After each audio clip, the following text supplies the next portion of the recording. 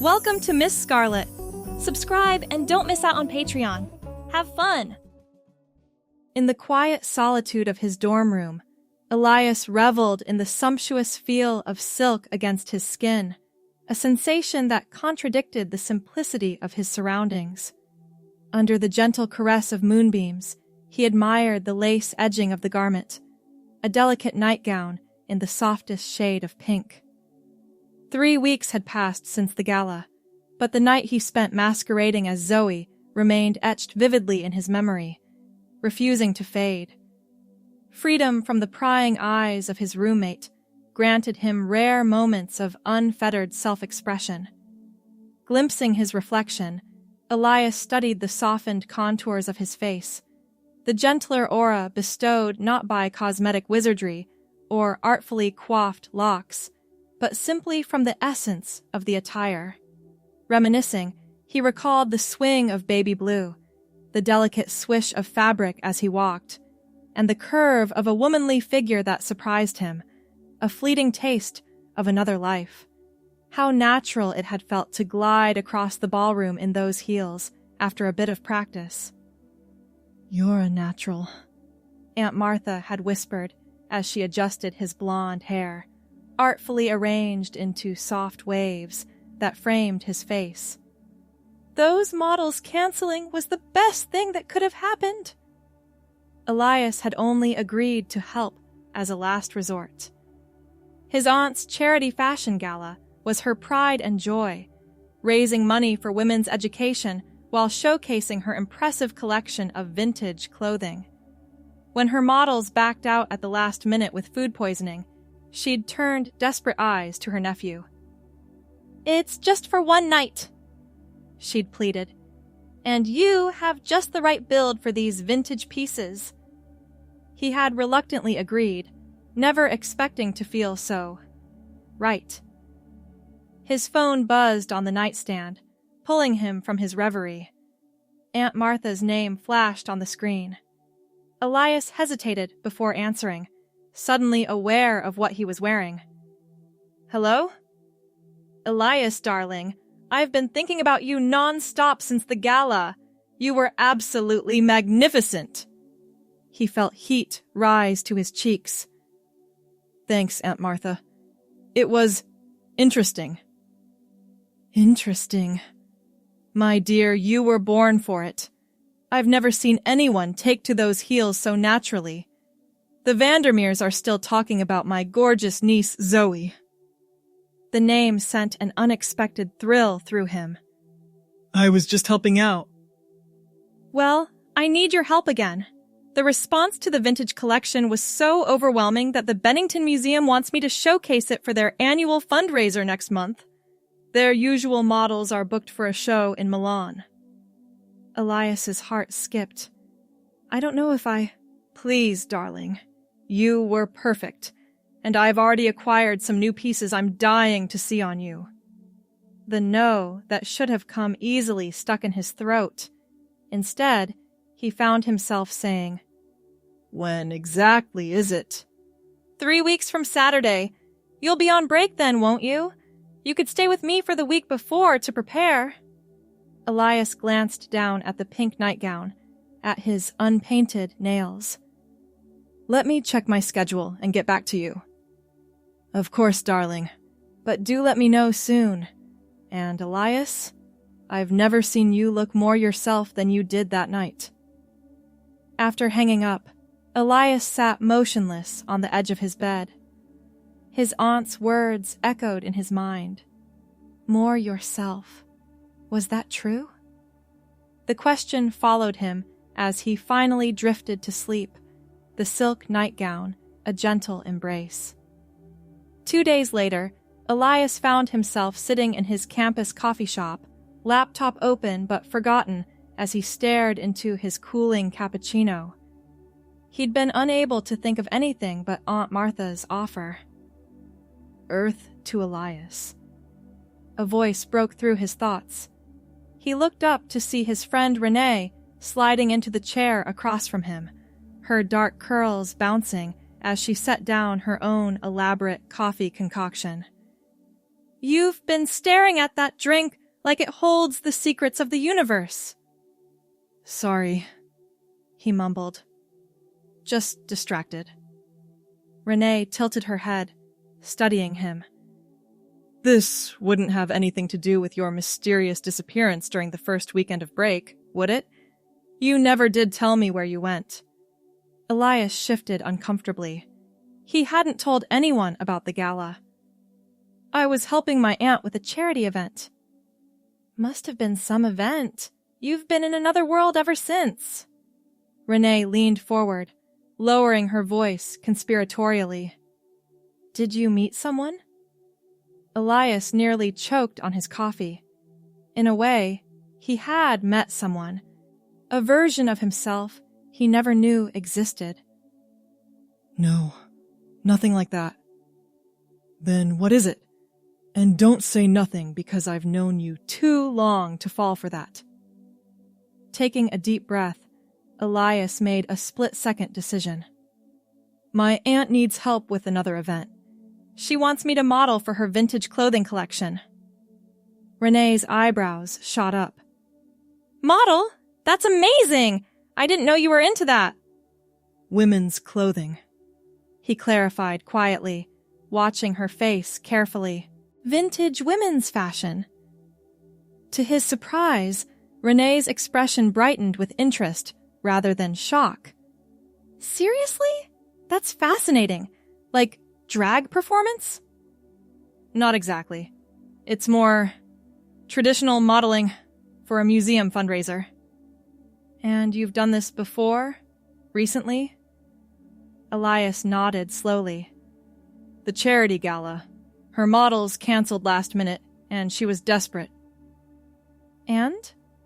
Renee prompted when he fell silent. And I was good at it. Better than I had any right to be. The confession felt both terrifying and liberating. Renee sat back, a smile spreading across her face. That's incredible, Elias. Are you going to do it again? I don't know. Should I? I can't answer that for you, but I've never seen you this worked up about anything before. Maybe that means something? Later that evening, Elias called his aunt and agreed to model for the museum fundraiser.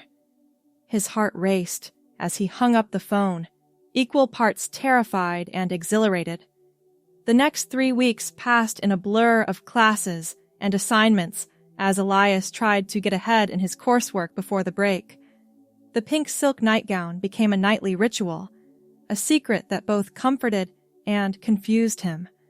Sometimes he would practice walking in the privacy of his room, trying to recapture the graceful movements that had come so naturally in those heels. When the day finally arrived to travel to his aunt's sprawling Victorian home in the countryside, Elias felt as though he was standing on the edge of a precipice, about to step into unknown territory. Aunt Martha greeted him with her customary enthusiasm, enveloping him in a cloud of expensive perfume as she embraced him on the porch of her home. Darling, I'm so glad you're here. We have so much to do before Saturday. She ushered him inside, chattering excitedly. The collection has expanded beautifully. Wait until you see the evening gowns I've acquired. And I've been thinking about your presentation. Your natural blonde hair is perfect, but we should let it grow a bit before the event.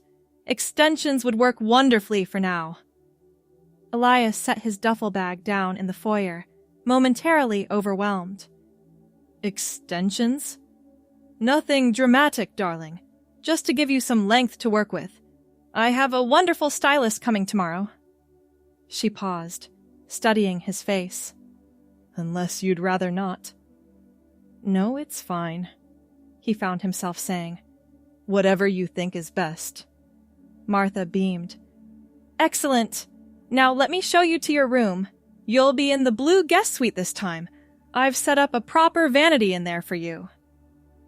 As they climbed the grand staircase, Elias couldn't help asking, Aunt Martha, why me? Surely you could find professional models. She stopped, turning to face him with unexpected seriousness. Because you brought those clothes to life in a way I've never seen before. It wasn't just how you looked in them. It was how you transformed, how you moved, how you carried yourself. She squeezed his hand. And selfishly, I enjoy spending time with you. You're the closest thing I have to a child of my own. Something in her words soothed a worry he hadn't realized he'd been harboring. This wasn't just about convenience. She had seen something in him that night, something he was only beginning to recognize himself. The blue guest suite was twice the size of his dorm room, with a 4-poster bed and French doors opening onto a small balcony. True to her word, Aunt Martha had set up an elegant vanity, complete with a lighted mirror and an array of makeup brushes and cosmetics. Rest up tonight, she said from the doorway. Tomorrow, we begin in earnest. After she left, Elias unpacked his things, carefully placing the pink nightgown beneath his pillow. At the bottom of his bag was something he had impulsively purchased just before leaving campus: a small makeup palette and a tube of mascara. He placed them on the vanity, his heartbeat quickening at the sight of them next to his aunt's professional collection. That night, wearing the silk nightgown, Elias sat at the vanity and hesitantly opened the makeup palette. With unpracticed hands, he attempted to recreate what his aunt had done to his face that night at the gala. The results were clumsy at best, but as he wiped it all away, he felt a strange sense of anticipation for the days ahead. The stylist arrived promptly at 10 the next morning. Introduced only as Maurice, he was a slender man with impeccable fashion sense and a clinical eye that assessed Elias immediately. Your aunt tells me we're preparing for a transformation, he said, circling Elias with professional interest. Your bone structure is excellent, very versatile. Thank you, Elias replied uncertainly. Maurice touched his hair, lifting the blonde strands. Good natural color. We'll add about 6 inches of length with the extensions. Nothing too dramatic for a first-timer. For the next 2 hours, Elias sat in a chair in Aunt Martha's sunroom as Maurice worked his magic. The process was fascinating. Small sections of his own hair were bonded to carefully matched extensions, creating a seamless blend that fell just past his shoulders. The beauty of these is that they'll last through the event and beyond, if you care for them properly, Maurice explained as he finished. Your natural hair can continue growing beneath them. When Maurice finally turned him to face the mirror, Elias barely recognized himself. The blonde hair framed his face completely differently, softening his features and highlighting his cheekbones. Without a trace of makeup, the change was already remarkable. What do you think? Aunt Martha asked, watching his reaction closely. Elias ran his fingers through the long strands, marveling at how natural they felt. It's... wow, Maurice nodded, satisfied. Your aunt mentioned you'll be wearing styles from several different decades. This length will work for all of them with the right styling. After Maurice left, Aunt Martha led Elias to her collection room, a converted ballroom filled with garment racks organized by decade. We'll be showcasing pieces from the 1920s through the 1960s, she explained, running her hand along a rack of colorful garments. I thought we'd start with the fitting today, then practice walking and presentation tomorrow. The next few hours were a blur of fabric and measurements as Elias tried on outfit after outfit. Unlike the hurried preparation of the gala, this was methodical and thorough. Aunt Martha took notes on each piece, marking necessary alterations and accessory pairings. The blue swing dress from the gala was perfect on you, she commented as she helped him into a similar style in emerald green. But I think this color complements your complexion even better. By late afternoon, they had selected and fitted nearly a dozen complete outfits. Elias found himself developing preferences and opinions, surprised by how much he cared about the way each piece draped or how a particular belt cinched his waist. You have a good eye, Aunt Martha remarked as he suggested a different necklace for a black cocktail dress. You understand these clothes, their history and intention. That evening, exhausted but strangely energized, Elias retreated to his room. The long blonde hair still startled him every time he caught his reflection. Sitting at the vanity, he once again opened his small makeup palette, but this time with a purpose. He carefully applied a light layer of foundation, just as he had observed Maurice doing for a client who arrived after him. The results were still amateur, but better than the previous night's attempt. As the week progressed, Elias's days fell into a rhythm. Mornings were spent practicing walking in various styles of heels, afternoons were for outfit refinements and accessories, and evenings were dedicated to makeup tutorials that Aunt Martha arranged with a professional artist named Dana. You're picking this up faster than most of my regular clients, Dana remarked on their third session, watching as Elias successfully applied a winged eyeliner. You've got steady hands and good instincts. By Thursday, 2 days before the museum fundraiser, Elias could confidently walk in 4-inch heels, apply a full face of makeup, and style his now long blonde hair in several era-appropriate ways. The transformation that had seemed so dramatic at the gala now felt almost routine, a set of skills he was rapidly mastering. That evening, after a final run-through of the entire collection, Aunt Martha poured them each a glass of wine on the terrace overlooking her gardens. You know, she said thoughtfully, you haven't asked me once why I have all these clothes or why they mean so much to me. Elias looked up, surprised. I guess I always assumed it was just a hobby that grew into a collection. Martha smiled, a hint of melancholy in her expression. These pieces all belonged to women in our family. Your grandmother's wedding dress, your great-aunt Louise's debutante gown, my mother's traveling suit. Each one has a story, a piece of our family history woven into its fabric. I had no idea, Elias murmured, thinking of the garments he'd been wearing with new reverence. I never had a daughter to pass them to, she continued. My preservation efforts started as a way to maintain our family history. The charity aspect came later. She reached across the table to touch his hand. Seeing you bring these pieces to life has been unexpectedly moving.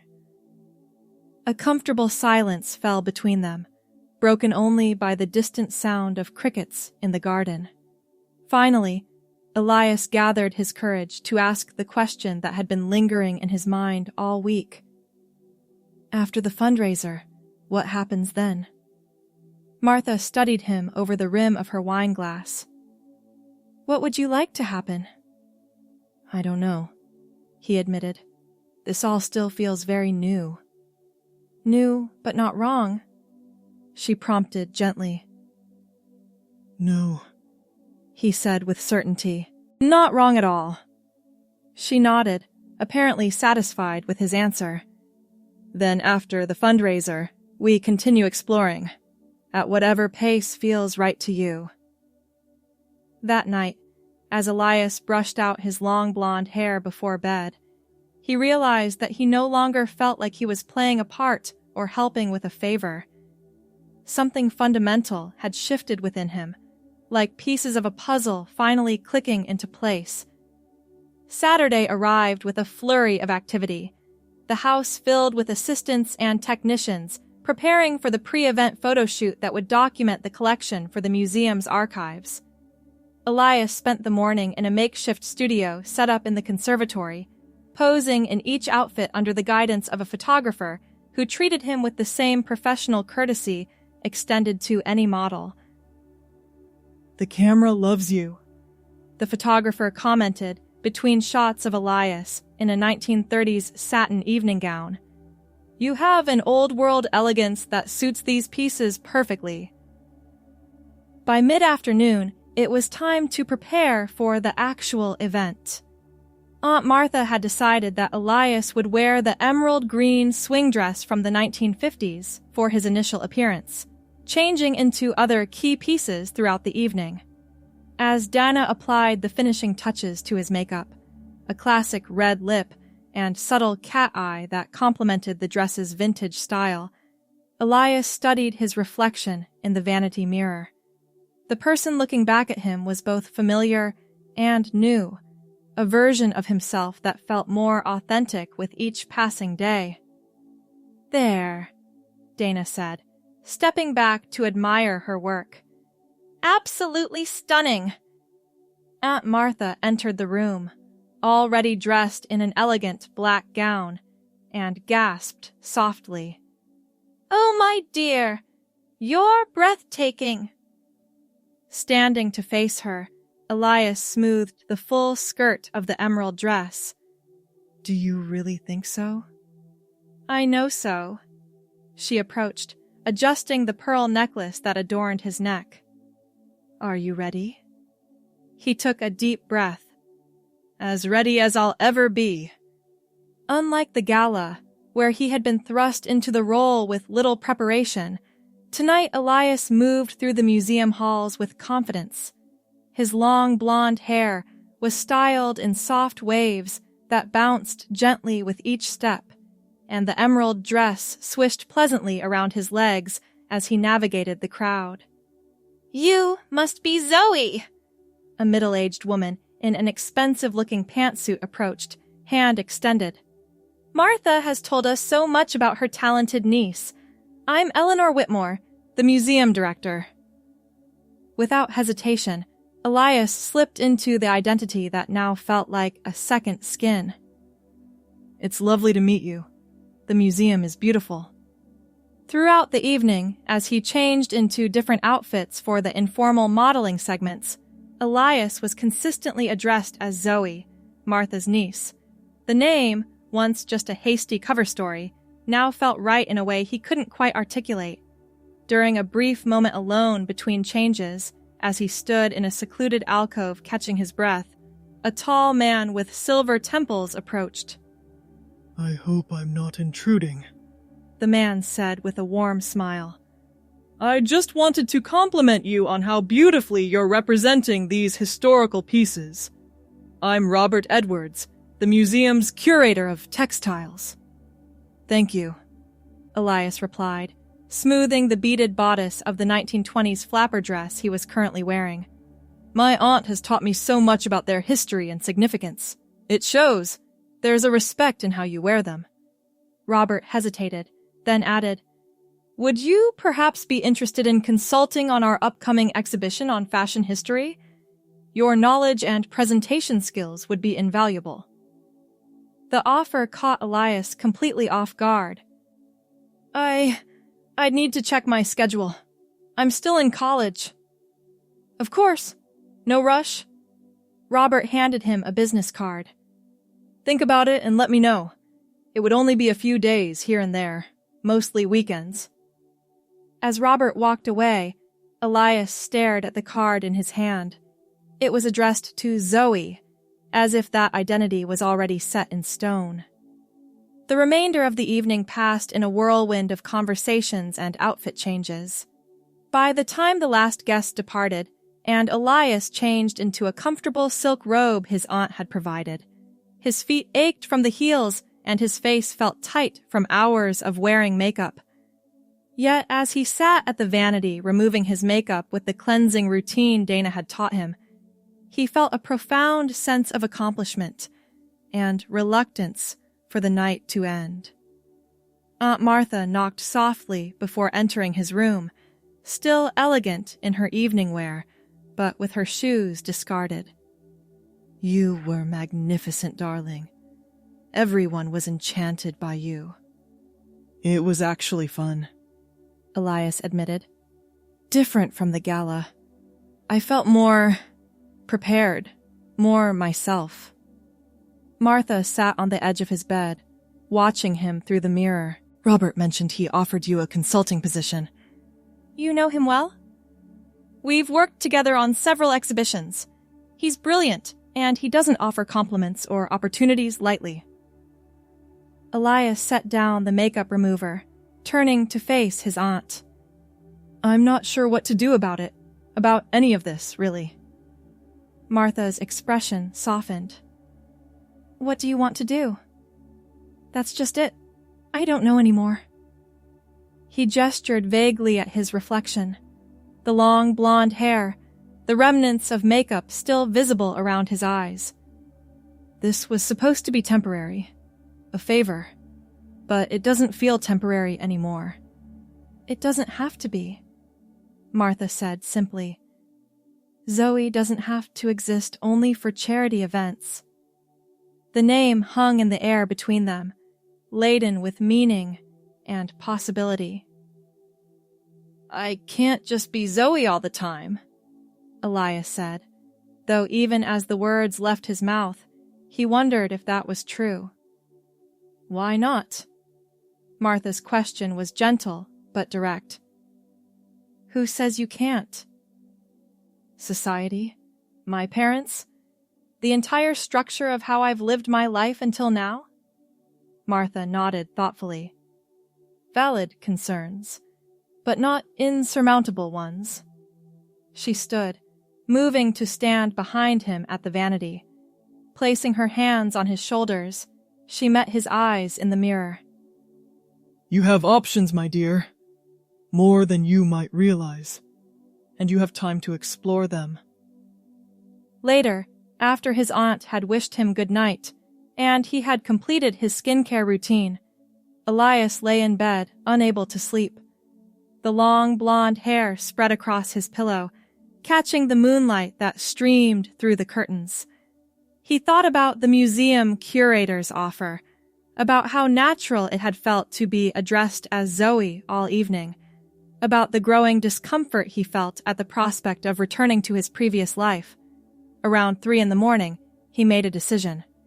The following day, over a late breakfast on the terrace, Elias broached the subject with his aunt.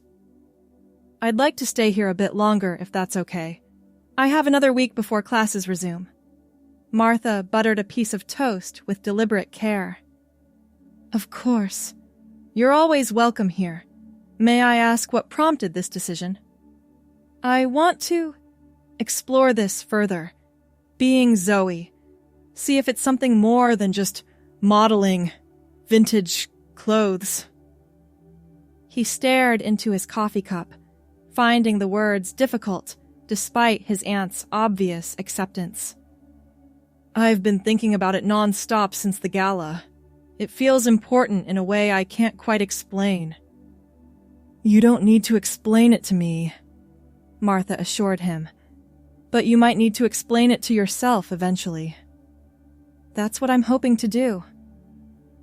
That afternoon, with Martha's enthusiastic support, Elias called Robert Edwards to accept the consulting position at the museum. The conversation was brief but affirming, with Robert expressing genuine pleasure at having Zoe join their upcoming project. The next call was more difficult, to his academic advisor, requesting permission to complete his remaining coursework for the semester remotely. To his surprise, the request was granted with minimal questions, his strong academic standing working in his favor. The final call was to Renee, who listened with growing excitement as he haltingly explained his extended stay and new consulting job. "I knew something big was happening with you," she said when he finished. "I could see it that day in the coffee shop." "You're not freaked out?" "Why would I be? You're figuring yourself out. That's what college is supposed to be about, isn't it? There was a pause, then she added more seriously, "Are you happy, Elias?" The question gave him pause. Was he happy? The answer came more easily than expected. "Yes, happier than I've been in a long time." "Then that's all that matters to me. Keep me updated, okay? And maybe send a picture of this famous long blonde hair I keep hearing about." The days that followed took on a new rhythm. Mornings were spent at the museum with Robert, cataloging and documenting vintage pieces for the upcoming exhibition.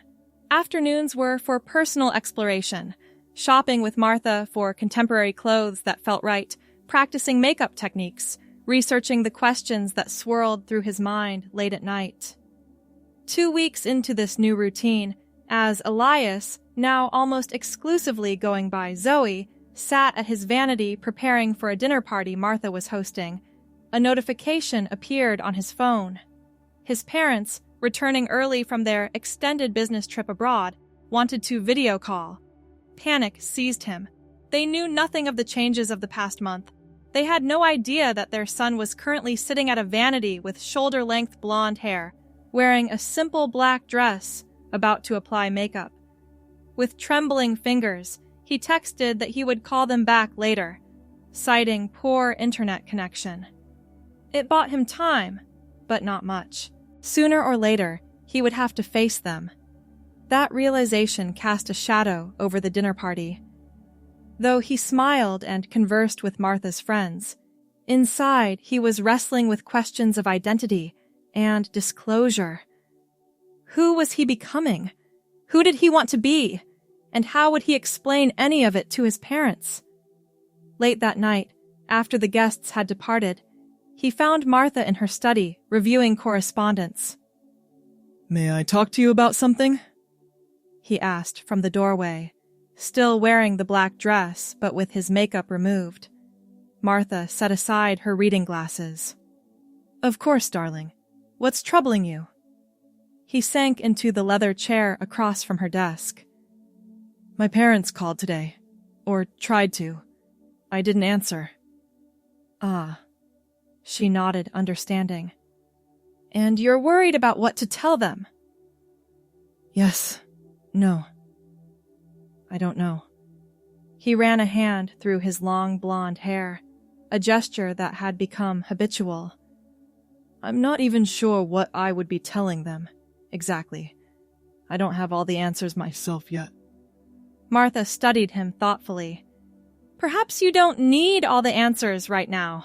Perhaps it's enough to say that you're exploring aspects of yourself that feel important and authentic. They'll want specifics, labels, explanations. Most people do. It makes them feel more comfortable with change." She leaned forward.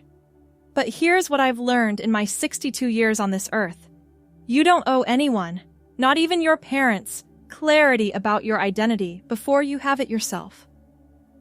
The words settled over him like a comforting blanket. "So what do I do?"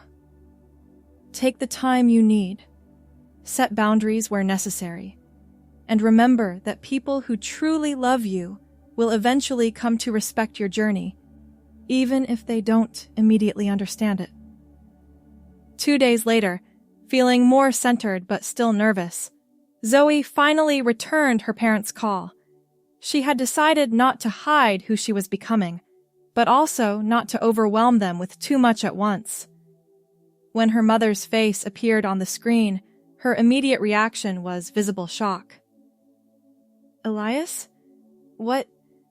Your hair?" "Hi, Mom," she replied, trying to keep her voice steady. "Yes, I've been trying some changes." Her father's face appeared next to her mother's, his expression more carefully controlled, but clearly concerned. "Son, what's going on? Are you in some kind of play?" Taking a deep breath, Zoe explained about helping Aunt Martha with the charity gala and subsequent museum fundraiser, about the consulting position, about extending her stay. She didn't use the name Zoe, but she didn't correct them when they commented on her appearance. I'm still figuring things out, she concluded. But I'm happy. Happier than I've been in a long time. There was a long silence. Then her mother spoke, her voice careful. This is a lot to process. You understand that, don't you? I do. It's been a lot for me to process, too. Are you coming home for the summer? Her father asked, his practical nature asserting itself. Zoe hesitated. I'm not sure yet. The museum project might extend through June, and Aunt Martha has invited me to stay as long as I need. More silence. Then her mother said, We should talk again next week. Give us some time to adjust to this information. It wasn't acceptance exactly, but it wasn't rejection either. After the call ended, Zoe sat staring at the blank screen, emotions swirling, relief, anxiety, hope, uncertainty. Martha found her there half an hour later, still lost in thought. How did it go? They didn't disown me, Zoe said with a weak smile. But they're confused, concerned. They need time. As expected. Martha sat beside her on the window seat. And how are you feeling? Zoe considered the question. Relieved, mostly. It was harder keeping this from them than facing their reaction. And what's your next step? That was the question, wasn't it? What came next in this journey that had begun with a baby blue swing dress and led to a complete reimagining of identity and possibility? I think, Zoe said slowly, I want to keep being Zoe, not just for events or at the museum, but all the time. At least for now, to see how it feels. Martha nodded, unsurprised. I suspected as much. The way you've blossomed these past weeks has been remarkable to witness. Is that crazy? To just decide to live as someone else? You're not living as someone else, Martha corrected gently. You're living as yourself, perhaps a more authentic version than before. There's a difference. That distinction resonated deeply. It wasn't about becoming someone new, but about uncovering aspects of herself that had always been present, just beneath the surface. The following morning, Zoe woke early and stood before the full-length mirror in her room. She was wearing the pink silk nightgown that had started it all, her long blonde hair tousled from sleep. For several minutes, she simply looked at her reflection, taking in the changes both external and internal. Then she opened her closet, where her old clothes hung alongside the new ones she had acquired over the past weeks. Without hesitation, she began removing the old items, the jeans and t-shirts and hoodies that no longer felt like they belonged to her. By the time she finished, the closet contained only dresses, skirts, blouses, and the few pairs of slacks she had purchased for more casual days at the museum. It felt right. It felt like home. Later that day, as she sat with Robert discussing fabric preservation techniques for the museum exhibition, he casually mentioned a full-time position opening in the fall. We'd need to interview formally, of course, he said. But given your knowledge and the work you've already contributed, I'd consider you a strong candidate if you're interested. Zoe thought about her remaining semesters of college, about the direction her life had taken in just a few short weeks, about the person she was becoming.